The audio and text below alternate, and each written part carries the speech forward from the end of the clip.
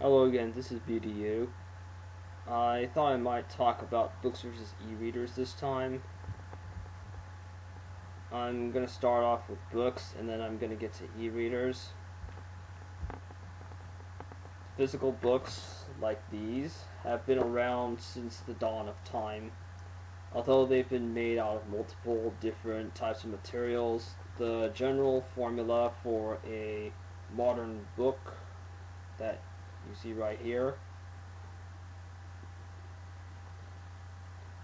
has been around since the Concudex, by what I recall, for what we consider a conventional book.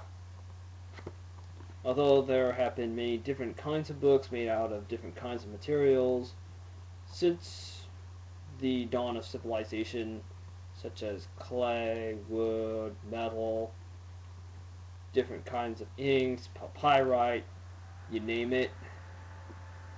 The core formula for a book has been much like that old Concudex back from the Roman Empire, to which we consider a book in today's world. Books became more widespread with the printing press introduced from China and later in Germany with the Gutenberg press. When Gutenberg was able to figure out the printing press on his end and print out millions of different books, more specifically the Bible, putting the millions of monks who were transcribing one set of books to another set of books in a rather short period of time. And then there's the e-reader. The e-reader has been around for since this past decade.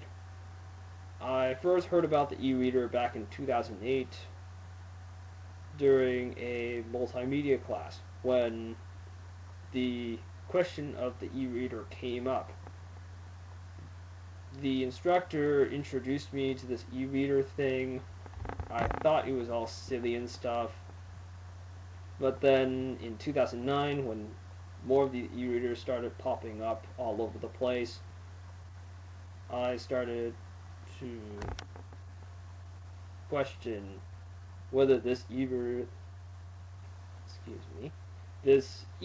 thing will actually last into the next century, like books have since the dawn of civilization.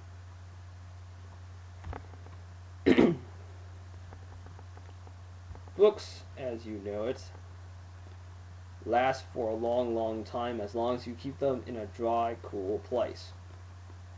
E-readers are electronic devices. They have a screen which is much like this laptop which I'm recording my video on, and they have a few D-pad buttons so you can scroll the pages up and down. Some of them are even touchscreen from the model that I saw at my latest get-together with my relatives. I played around with the e-reader for a little bit. I didn't like it. It's not the same as holding a physical book in your hand. Well, with a physical book, there's lots of things you can do with it.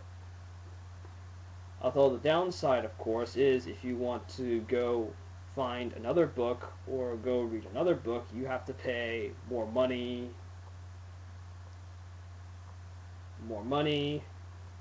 You have to go do the searching on your own. And sometimes these books might even come with missing pages if you're looking for a specific book in particular, such as Don't Start the Revolution Without Me by Jesse Ventura. E-readers, they have this built-in Wi-Fi mechanism where if you are looking for a specific book, you can type in the book and it will bring up a dozen results, or no results at all. Or the e-reader will bring up a few suggestions, as I have learned. I haven't played with the e-reader too much, but from what I know, with the e-reader you can't annotate the pages. You can't fold the pages, you can't bookmark the pages, and last of all, what you can't do with an e-reader, which you can do with a book, is beat somebody over the head with it. With the e-reader, you can't beat somebody over the head with it. Although you can read 50 different books at once and carry them all at once, it will never defeat one thing that the book can do that the e-reader can't do. And one of them is beating somebody over the head with it. I haven't seen anybody try to beat somebody over the head with an e-reader, and even if they did beat somebody over the head with an e-reader, they'd probably break the device before they actually made any dings on that specific person. But I believe that only rich people would try to beat somebody over the head with an e-reader. Seriously. Nobody would want to beat somebody over the head with an e-reader with the low amount of funding they have. Even if the books are 10 apiece and the e-reader is, I don't know how much an e-reader is right now, but I believe it's about 40, 50, maybe 100, depending on which one you got and which model you got. But anyway, e-readers can come and go just like any kind of other electronic, basically. Just like laptops, mouses, this webcam, and cell phones. Opposed to this book, I can keep this on a shelf for a very, very long time, and everyone will care about it. With an e-reader, once I've gone through this entire book, or pretty much the e-file of the book, nobody's going to care about it. I've seen a lot of people who have been fascinated over whole physical collections of anything.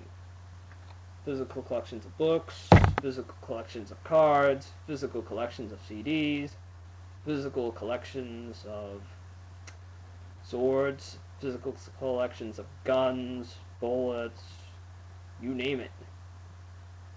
But when it comes to electronic stuff, it's much like paper money if you were to sink it on a ship. Once you sink paper money on a ship, nobody gives a damn about it, if you know what I'm talking about. Yeah. But anyway, I prefer books over e-readers. Just because you can beat somebody over the head with it, you can write notes on it, and yeah, pretty much that's what I'm in favor of. If you want to add on to this argument, post a comment below or post a video response. I'll make sure I'll set the settings to where you can just post it at will. Video signing out.